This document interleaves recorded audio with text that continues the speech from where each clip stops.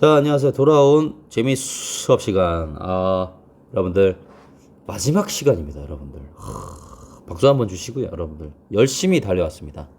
교과서를 다 끝냈으니까 오늘 교과서를 다 끝내는 날인데 집에서 수업을 듣는 친구들은 책거리라고 예전엔 책거리라고 하고 있었습니다. 그래서 맛있는 걸 나눠 먹고 이렇게 했는데 여러분들 끝나고 났을 때 자체적으로 맛있는 거 하나씩 드셨으면 좋겠습니다. 성취감을 좀 느끼셨으면 좋겠어요. 우리가 이렇게 1년 동안 열심히 달려왔다. 마무의리를 할 수 있다. 라는 그런 어떤 성취감. 책을 다 봤다. 라는 한국의 교육과정, 사회교육과정을 다 이수했다. 라는 어떤 그 기쁨을 좀 느껴보셨으면 좋겠습니다. 자, 오늘은 이제 미래 지구촌의 모습과 내 삶의 방향에 대해서 살펴볼 건데 전 시간에 우리가 가장 중요한 개념을 했습니다. 지속 가능한 발전에 대해서 했는데, 예, 어떤 측면이었죠? 세 가지 측면이었죠. 그렇죠. 환경, 정치가 아니었고, 경제, 그 다음 뭐였습니까? 예, 사회적인 측면에서 이 세 가지 어떤 공존을 위한 어떤 우리의 삶을 제시했었고요. 오늘은 미래 지구촌의 모습입니다. 미래를 예측해보고 좀 상상해볼 수 있는 시간을 좀 가져볼 건데요. 자, 학습 목표는 미래 지구촌의 모습을 예측하는 일의 필요성을 이해할 수 있답니다. 네, 예측 한번 해보고요. 필요하겠죠. 미래의 삶은 어떻게 변하고 그 삶 속에서 나는 어떻게 살아가야 될까? 뭐 가령 구체적으로 예를 들어서 나는 이런 미래 사회 추구하는 이런 사회 속에서 어떤 직업을 추구하면서 어떤 직업을 선택하고 어떤 일을 하면서 살아가야 될 것인가를 봐야 되겠고요. 이번 미래 지구촌의 모습을 다양한 측면에서 예측해 볼 수 있답니다. 자, 그래서 세 가지 정치 경제 문제에 따른 국가 간의 협력과 갈등, 과학 기술의 발전에 따른 공간과 삶의 변화, 생태 환경의 변화 등을 살펴보도록 하겠습니다. 자, 이거 1965년 어느 신문에 한 만화가가 이 서기 2000년대의 생활의 이모저모를 그려봤다고 얘기를 하는데 1965년도에 이 그림을 그렸다고 합니다. 65년도면 여러분들은 아직 태어나지도 않았겠죠. 그렇죠? 선생님도 마찬가지고. 미래 사회의 모습일 것이라고 생각한 건데 일단은 한번 살펴보도록 하죠. 태양열을 이용한 집이다. 요즘에 그렇죠. 요즘에 있습니다. 그다음에 전파신문이라고 예, 뭐 TV로 이렇게 신문을 보고 있죠. 지금은 TV로도 안 보고 우리 손으로 지금 핸드폰을 손바닥 위에서 올려서 신문을 보고 있습니다. 자, 수학여행 이걸로 가자. 달나라로 수학여행을 간다. 가보고 싶은 친구들 있으면 손 한번 들어보십시오. 지금 몇몇 친구들이 있을 것 같습니다. 옛날에 뭐 친구들끼리 속된 말로 헛소리 하려면 저 달나라 가서 하라고 했는데 이 사람은 수학여행을 달나라로 이거는 몇 년도에 가능할까요? 2050년도? 30년도? 우주개발이 본격화되면 이게 가능할 수도 있을 것 같습니다. 자, 컴퓨터가 또 도움을 주고 있고요. 그 다음에 전기자동차 공해가 없다. 움직이는 도로 그렇죠. 무빙워크라고 얘기하죠. 자, 청소 따위는 제가 하죠. 이런 로봇 청소기는 없지만 요즘에도 로봇 청소기가 있습니다. 집에서 치료를 받고 원격 진료라고 얘기하죠. 공부도 집에서 하고 와 이거는 이루어졌네요. 여러분들 기분 좋으십니까? 선생님도 초등학교 때 이거 미래의 어떤 엑스포 이런 데 가보면 공부 집에서 할 수 있다는 말 듣고 너무 좋았어요. 사실. 근데 지금 여러분들 좋은지 안 좋은지 사실 잘 모르겠습니다. 여러분들의 나온 성적을 보니까 이게 재택 원격 온라인 클래스가 과연 여러분들에게 얼마만큼 도움이 되는가. 그래서 또 한 번 느끼는 게 인간은 사회적 동물이다. 홀로 독립된 어떤 인간의 존재가 굉장히 나약할 수도 있다라는 사실을 느꼈고요. 지금 뭐 침대에서 지금 이 얘기를 듣고 있는 친구들 있을 거예요. 이제 꿀밤 한 대씩 놔드리겠습니다. 사이버 꿀밤, 꿀꿀. 자, 그 다음에 부엌에는 오늘의 메뉴 뭐 이렇게 요리 막 하고 있고요. 그 다음에 소형 TV 전화기. 이게 핸드폰이죠.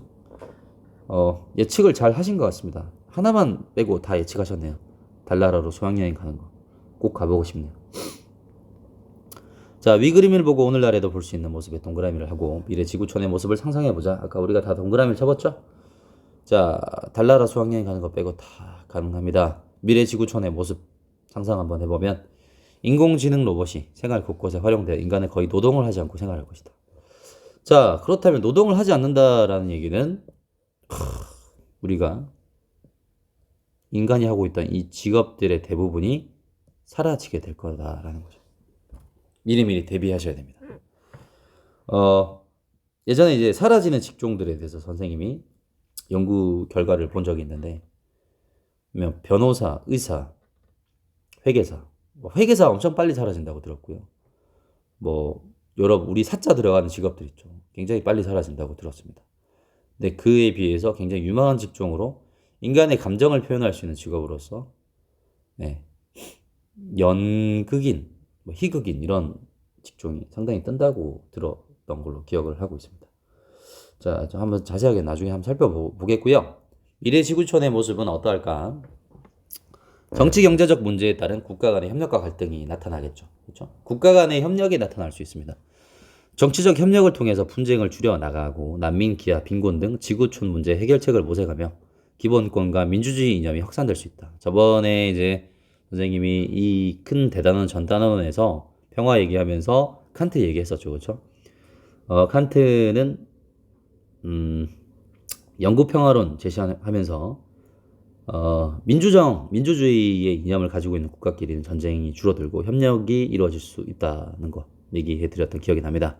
자, 두 번째, 경제적 교류를 통해 전 세계의 부가 증대되어 생활 수준이 전반적으로 향상될 수 있다.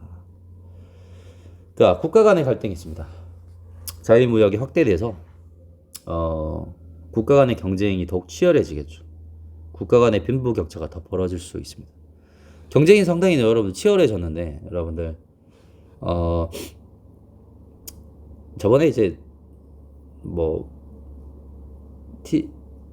유튜브 컨텐츠로 죄수의 딜레마 얘기해 줬을 거예요. 둘 다 배반을 하게 되는 경우와 협력하게 되는 경우 얘기해 줬을 건데, 치킨 게임 좀 얘기를 해드리겠습니다. 치킨 게임이 뭐냐면, 자동차 이렇게 있는데, 자동차 두 대가 있습니다. 박치기 대결하는 거. 영화에서 좀 봤을지 모르겠지만 막 달려옵니다. 이렇게 막 달려와가지고 이제 도로 막 받겠죠. 이렇게 쫙 와가지고 받으려는 순간 누군가는 피하겠죠. 그렇죠? 이게 피한 사람 뭐가 되는 거야? 겁쟁이, 패자가 되는 겁니다. 근데 이제 치킨 게임은 이제 국가 간의 어떤 경쟁이 심화된다라는 거야. 이 경쟁이 어떤 측면에서 심화될 수 있냐면, 군비 경쟁도 마찬가지입니다. 군비 경쟁도 마찬가지고요. 경제적인 어떤 경쟁도 생길 수 있다라는 거죠. 군비 경쟁이 심해지면 이게 뭐가 될까요? 나중에 실제로 전쟁이 될 수도 있습니다.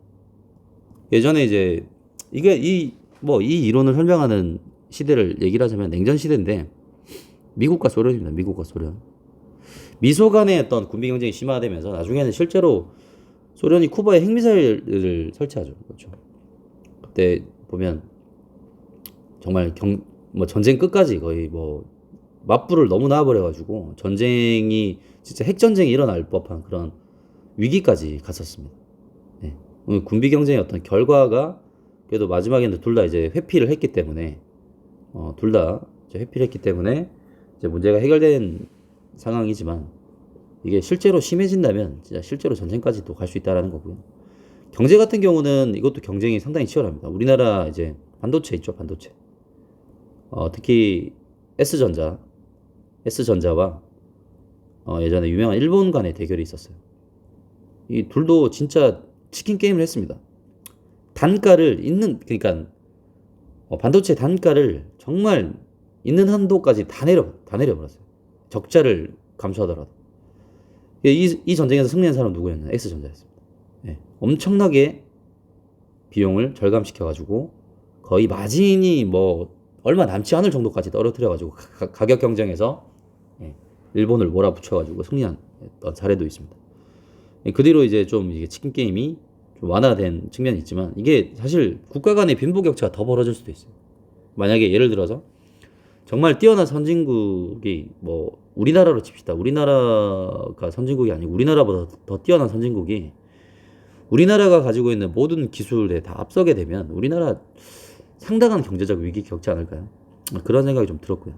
자, 두 번째, 자원개발, 우주개발, 각종 이권을 둘러싼 갈등이 심화될 수 있습니다. 특히 이제 이 자원개발 같은 경우는 북극권, 남극 북극해에 둘러싸가지고 국가 간의 협력과 갈등이 상당히 많이 일어나고 있습니다.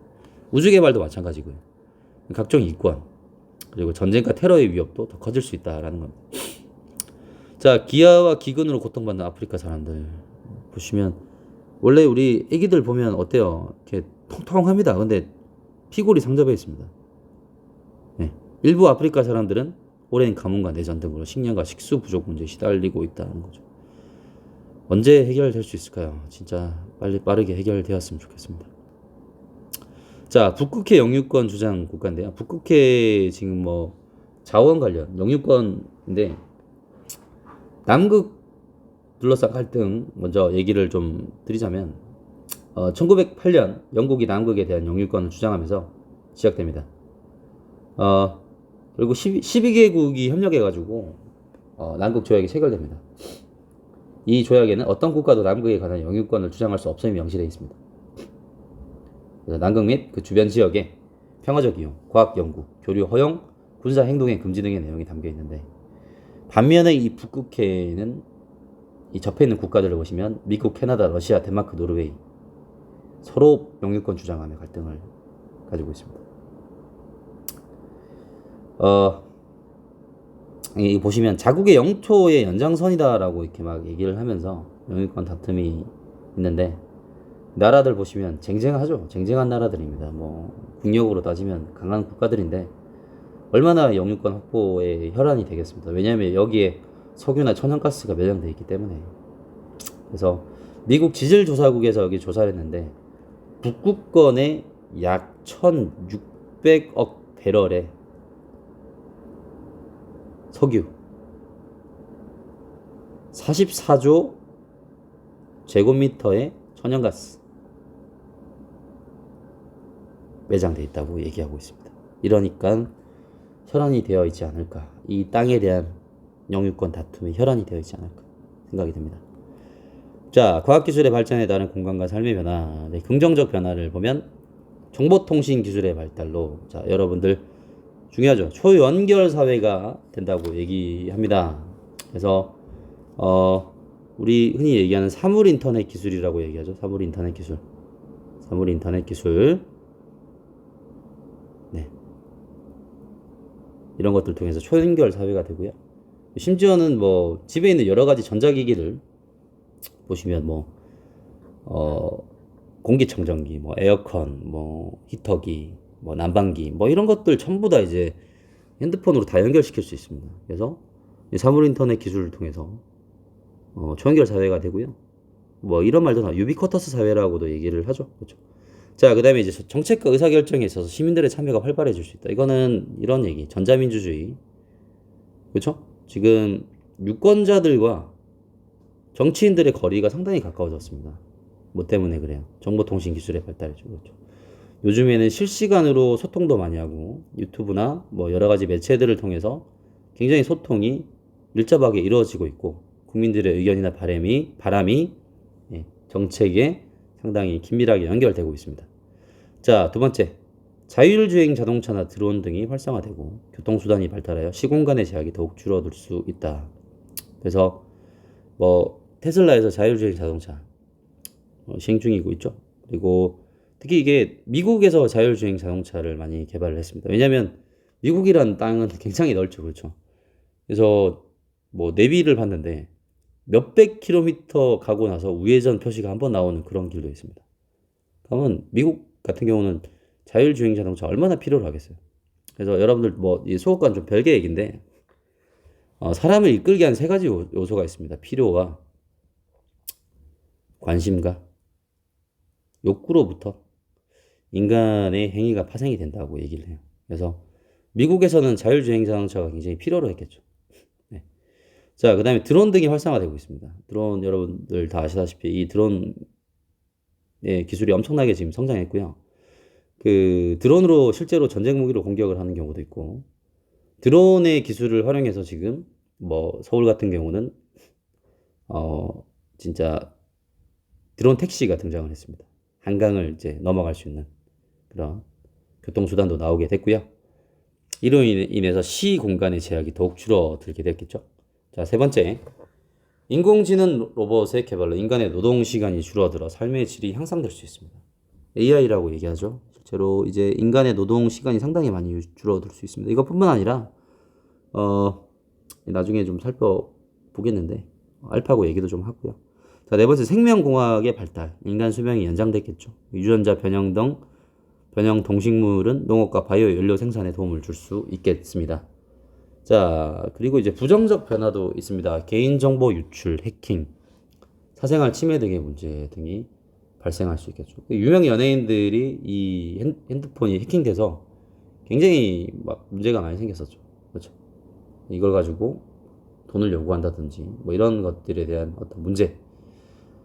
두 번째, 유전자 조작 복제. 인공지능과 관련된 윤리적 문제가 대두될 수 있습니다. 유전자 조작 복제 같은 경우는 상당히 윤리적 문제가 제기되고 있죠. 왜냐면 여러분들 뭐 이와 관련된 영화 뭐 시간 나시면 가타카라는 영화 꼭 한번 보셨으면 좋겠는데 그것뿐만 아니라 뭐 아일랜드 이런 영화 보시면 유전자 조작 복제가 얼마나 이제 비인간화를 초래하는 건가, 인간 소외를 초래하는 건가를 알 수 있으실 겁니다. 자, 인공지능과 관련된 윤리적 문제들도 그렇죠. 인공지능으로 인해서 없어지는 일자리들, 과연 일자리 산업 구조의 침탈을 우리가 받아야 되겠는가, 이런 어떤 윤리적 문제도 있을 수 있겠고, 그다음에 이제 뭐 영화도 보시면 좀 좋은데 스페이스 오디세이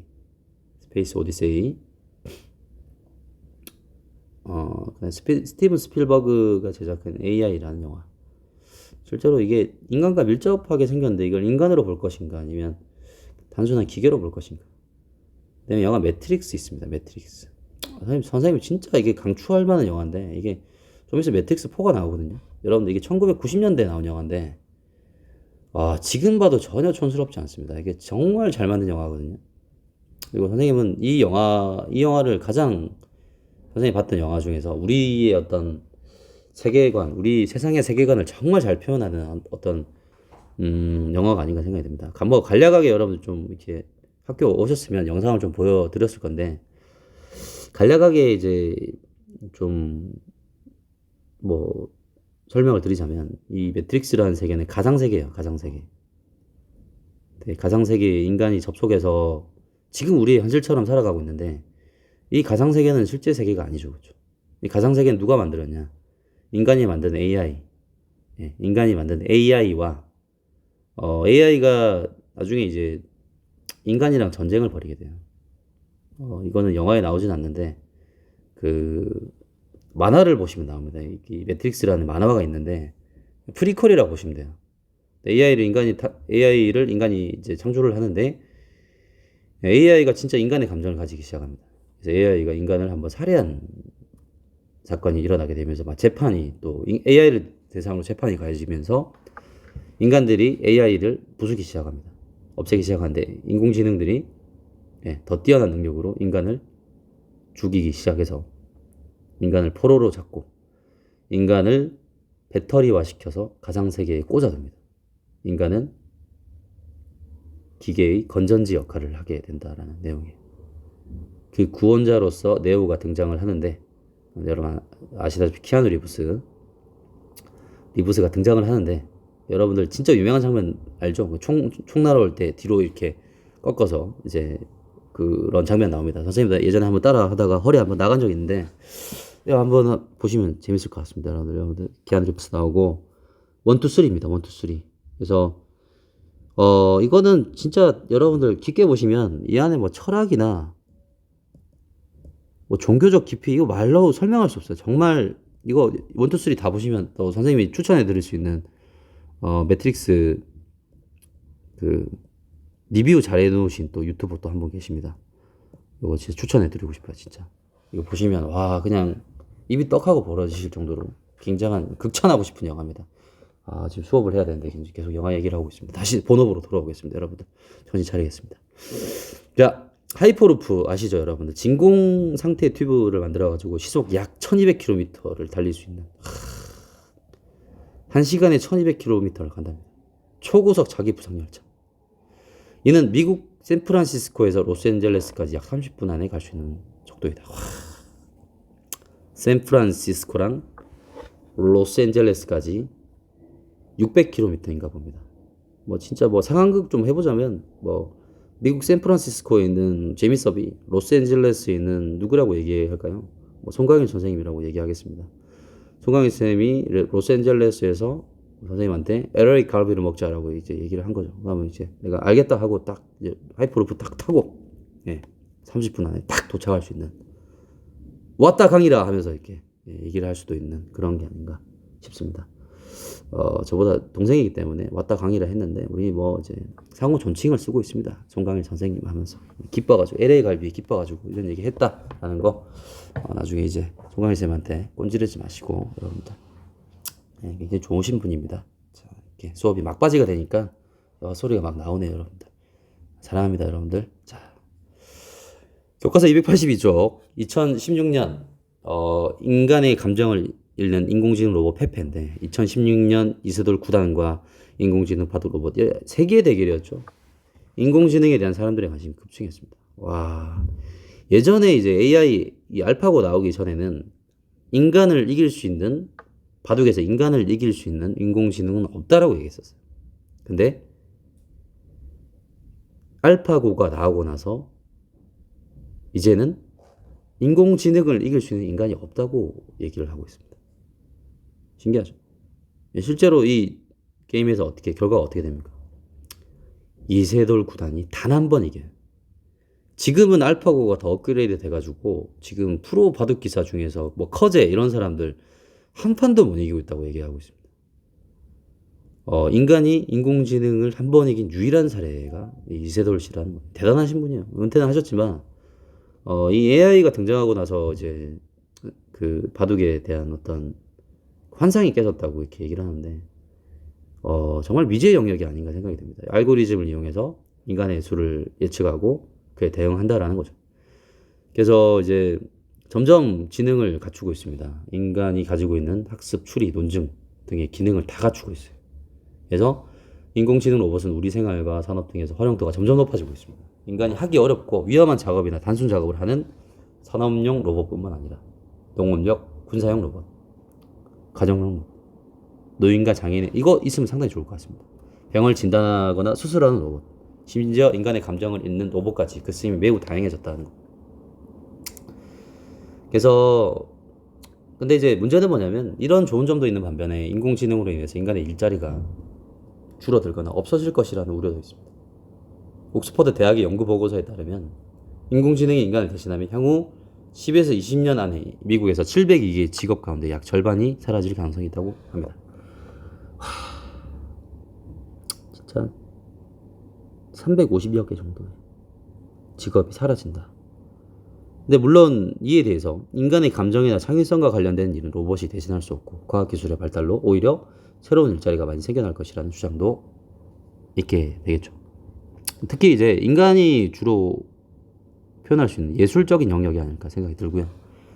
이거 한번 생각해 보니까 선생님이 약간 이런 생각이 들었어요. 예전에 이제 그리스 시대에는 아고라 광장 아십니까? 여러분? 여기서 철학자들이 많이 나와가지고 얘기를 많이 하는 그런 광장이 있는데, 그러니까 아고라 광장에서 낮에 나와가지고 하루 종일 얘기를 할 수 있는 사람들은 어떤 사람들이었냐면 성인 남성들이었어요. 그러니까 집안일은 누가 하냐면 노예랑 여성들이 담당을 했었습니다. 그러니까 나와가지고 얘기들을 막 많이 하는 거죠. 그래서 이제 그리스 철학이 상당히 발전합니다.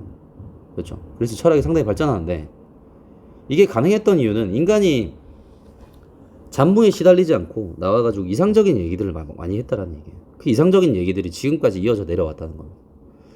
그러면 이제 AI가 인간의 어떤 노동과 어떤 노동을 대신하게 되고, 실제로 이제 인간들은 나중에 정말 그냥 어떻게 보면 한량의 삶을 살 수도 있어요. 그러니까 시간이 너무 광범위하게 남아 돌아가지고 정말 진짜 아고라 광장이 펼쳐질 수도 있습니다. 그 광장이 실제 광장이 될 수도 있지만 전자 아고라 광장이 생길 수도 있고요. 거기서는 이제는 이제 그리스 시대 때는 성인 남성만 이루어졌지만 이제 남녀노소 불구하고 정말 많은 사람들이 이 광장에서 얘기들을 하고 할 수 있지 않을까 생각이 듭니다. 그래서 2000 그러니까 AI가 고도로 발달하게 되면 인간의 철학과 어떤 삶에 대한 통찰이 좀 더 다양해지고 좀 더 깊어지지 않을까 생각이 들고요. 이제는 생업에 매달려 가지고 인간이 고통과 스트레스를 받는 시대는 좀 이제 지나가지 않을까 생각이 됩니다. 자, 인공지능의 발달이 우리 삶에 미칠 긍정적인 측면 아까 봤지만 뭐 교과서적인 답을 하자면 뭐 인간의 사고나 실수로 인한 위험도 낮출 수 있다.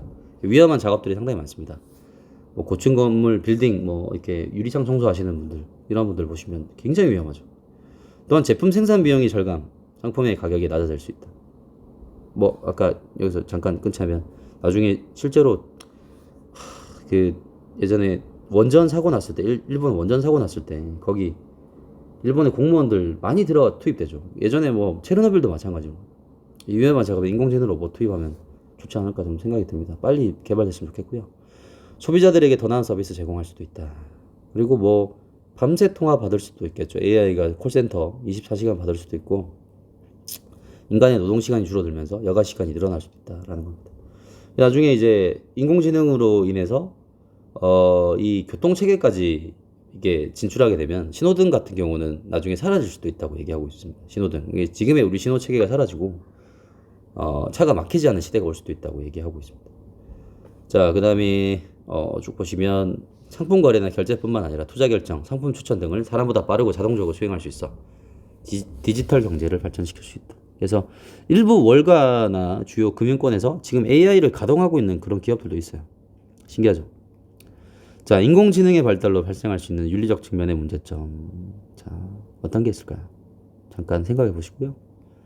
자, 출발하겠습니다. 기계와 자동화로 인해서 인간 소외 현상이 발생할 수 있다. 인간의 일자리가 줄어들거나 없어지는 문제. 자, 그 다음에 인공지능의 행위의 문제가 발생하면 책임을 물을 수 있는가와 같은 논쟁이 발생할 수 있다. 예전에 이제 한번 봤지만 자율주행 자동차가 여기 뭐 보행자 한 명을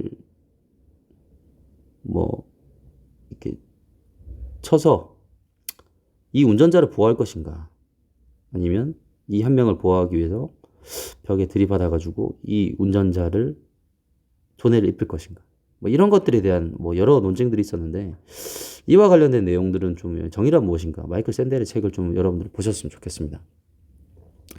인공지능의 발달로 인해 인간성을 상실하거나 인간다운 삶을 잃지 않기 위한 법을 제정해야 할 것이다. 이게 해결책이죠. 그죠? 전문가 포럼 등을 개최하여 인공지능 행위에 대한 책임의 범위 정도를 설정하고 관련된 법조항도 제정해야 할 것이다. 그래서 실제로 여러분들 저번에 보여드렸지만 이 인공지능 자동차 회사에서 누구를 고용했냐면 윤리학자, 윤리 철학자를 고용해서 이 문제를 어떻게 해결할 것인가에 대한 자문을 구하고 뭐 얘기들을 많이 나눴다고 얘기를 하고 있습니다. 자, 생태 환경에 또 변화가 있겠죠. 전지구적 차원의 협력을 강화해서 온실가스 배출을 줄이고 신재생 에너지를 개발 보급하자. 멸종 위기에 있는 생물종을 복원하고 생태 환경의 변화에 대한 자료를 수집 분석하여 생태계를 관리할 수도 있다라는 거. 자, 세 번째. 도시 내 수직 농장이 활성화될 수 있고 극단적인 기후나 지형 환경에서 자라나는 식용 작물 재배도 가능해질 수 있다는 겁니다. 유전자 조작을 통해서 가능해질 수 있겠죠. 도시 내 수직 농장 같은 경우는 이렇게 뭐 빌딩 같은 거 이렇게 세워가지고 이렇게 여기에다가 이제 농사를 또 지을 수 있습니다. 굉장히 이제 특이한 농업 방식인데요.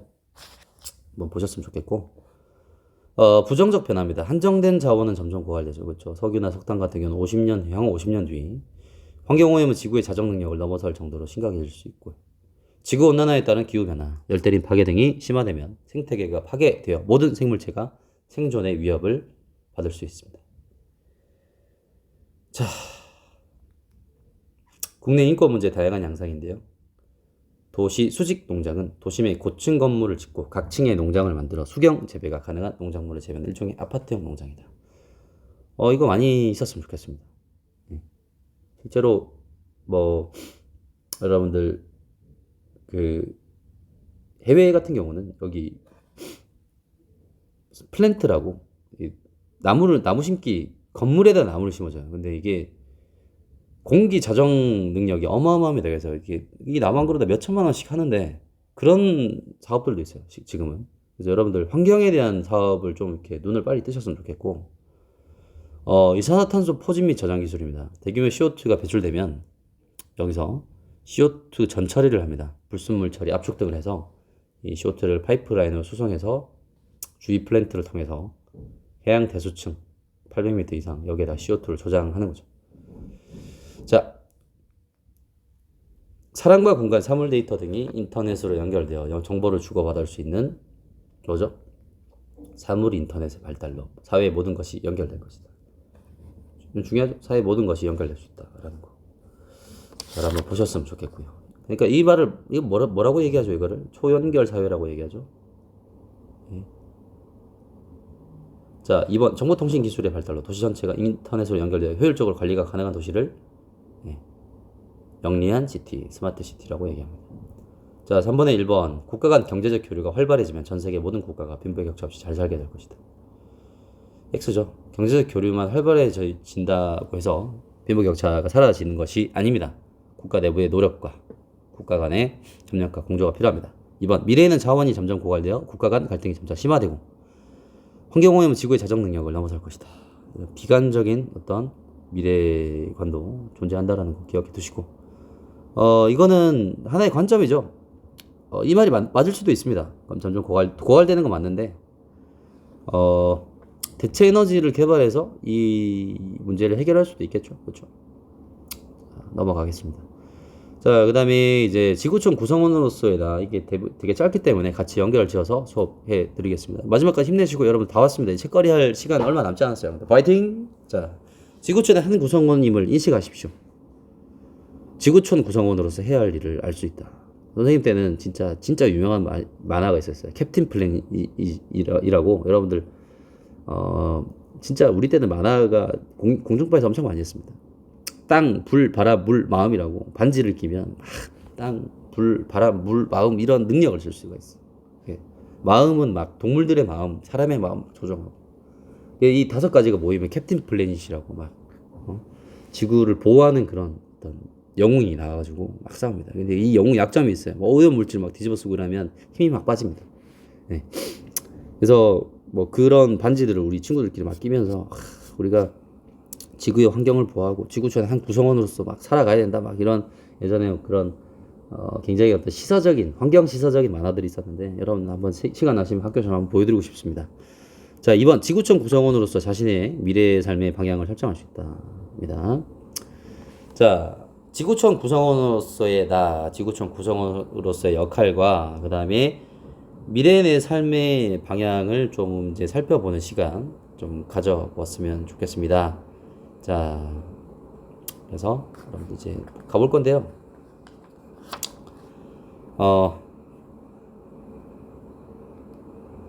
지구촌 구성원으로서의 나입니다. 지구촌 구성원으로서의 나는 국가 간의 교류 증가로 서로 긴밀하게 영향을 주고받음으로 우리는 세계를 하나의 공동체로 인식해야 됩니다. 우리의 행동이 다른 국가나 전 세계에 영향을 미치기도 하므로 나 자신이 지구촌의 한 구성원임을 자각을 해야 된다는 거죠. 네. 그래서 이제 여러분들이 세계 시민의식을 좀 가지셨으면 좋겠습니다. 그러니까 우리 어떤 국가의 어떤 시민으로서의 모습도 있지만 그리고 어떤 지역에 살고 있는 지역 시민의 모습도 가지고 있지만 또 세계 시민으로서의 모습도 가지고 있습니다.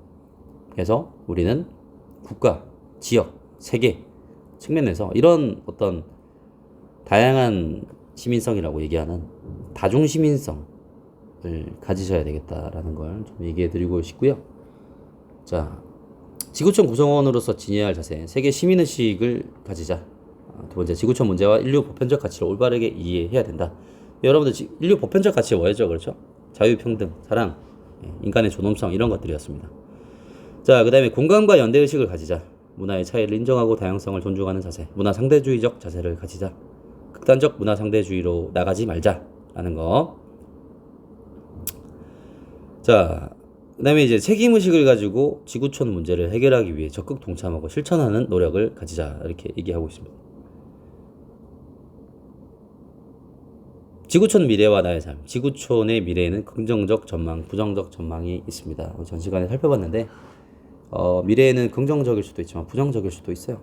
그런 것들을 잘 살펴보셔야 되겠고, 미래의 위기 상황에 대처하기 위해 준비해야 할 뿐만 아니라 바르게 변화하는 사회, 바르게가 아니고 이게 빠르게 변화하는 사회입니다. 빠르게. 자, 빠르게 변화하기도 해서 또 바르게 또 변화해야 되겠죠. 스스로 내 삶의 방향을 여러분들이 결정하셔야 됩니다. 여기서 진짜 여러분들 핵심 역량, 자치 능력과, 교실에서는 자치 능력이 필요합니다. 네, 자기 관리, 자기 주도적인 역량, 이런 역량들을 함양하셔야지 잘 살아나가실 수가 있겠습니다. 자, 미래 내 삶의 방향을 설정하기 위한 노력이 있습니다. 올바른 가치관 수립하고요. 대한민국의 국민, 세계 시민으로서의 국가와 지구촌의 미래에 기여할 방법을 고민하셔야 되겠고, 자신의 흥미, 적성을 고려해서 직업을 선택하고 그 꿈을 이루기 위해 노력하면서 세계 시민으로서의 역할을 다해야 한다. 자, 만다라트 맵의 지구촌 구성원으로서의 내 삶의 방향과 구체적인 목표를 적어보자. 이거 이제 만다라트 맵은 누가 처음에 이제 작성했냐면, 여러분들, 일본의 야구 선수, 정말 유명한 선수입니다. 투수도 하고, 맞나요? 오타니 쇼헤이 맞나요? 네, 투수도 하고 타자도 하는 사람이 처음 작성을 했는데, 만다라트 맵 요거 한번 여러분들 한번 작성해 보시면 좋을 것 같습니다. 거미줄 모양처럼 퍼져 나가도록 이렇게 얘기를 해놨는데, 여기 보시면 지구촌 구성원으로서 필요한 어떤 내 삶의 방향, 인권, 다문화, 정의, 행복, 세계화, 평화, 지속 가능한 발전, 정보화, 이런 것 등이 있을 수 있겠죠. 행복 한번, 우리 1단원에 있었던 이 행복 한번 얘기해 보겠습니까? 요즘 선생님이 주로 보는 프로그램, 나는 자연인이다. 예. 보시면 어때요? 자연인 행복해 보이지 않습니까? 예. 성우 맨날 나와서 우리 승윤 씨는 고등어 대가리를 보고 분노의 표정을 짓네요. 이런 식으로 계속 나레이션 하는데, 자연인들 행복해 보입니다. 고등어 대가리를 먹어도, 카레에 또 고등어 대가리를 넣어 먹어도 행복해하는, 네, 자연인. 자, 그 다음에 선생님은 이런, 갑자기 이 생각이 드네요. 승진, 이런 것들. 학교에서 승진 아니지만, 지금 사회적 지위가 좀 상승한다든지 이런 것들. 지금 떠날 수 없지만 해외여행 이런 것들. 여러분 한번 채워 넣어 보셨으면 좋겠습니다. 건강해야 되고, 얼마 전에 우리 제자가 또 선생님에게 행복이라고 또 연애의 운을 높여주는 또 일본의 문화를 또 주셨어요. 진짜 기쁘더라고요. 연애 일본 문화 8개를 붙여서 줬던데, 8개를 붙여서 주면 신들끼리 싸운다, 다툰다 이렇게 얘기하고 있는데, 그래서 준 게 아닌가. 네, 보니까 7개 줬더라고요. 7개는 어떤 의미인지 잘 모르겠습니다. 자, 그 다음에 정의는 말 그대로 분배, 형평성 이런 것들, 헌법 이런 게 떠올 수 있겠죠. 다문화 같은 경우는 우리가 많이 배웠지만, 외국인 노동자, 이런 것들 떠올릴 수 있겠죠. 그래서 꿈을 달성하기 위한 행동 목표를 정할 때 사용합니다. 머릿속에 있는 정보와 생각을 거미줄 모양처럼 이렇게 퍼져나갈 수 있도록 만다라트 맵을 작성하셨으면 좋겠고, 이거를 작성하면서 여러분들이 삶의 방향과 어떤 구체적인 목표를 좀 이 핵심 키워드 속에서 발견했으면 좋겠어요. 그러니까 이게 사실 지금 제시된 이 개념들이, 여러분들, 이게 통합사회의 핵심 개념입니다. 여러분들 잘 모르실 건데, 교육과정에서 여러분들에게 전달하고자 하는 핵심적인 개념이고요. 이런 핵심적인 개념들을 여러분들에게 일반화된 지식으로 전달해서 여러분들에게 궁극적으로 여러분들의 역량을 높여나가자라고 얘기를 합니다. 네, 그 역량들이 어떤 게 있냐면, 자기 관리 역량 있고요.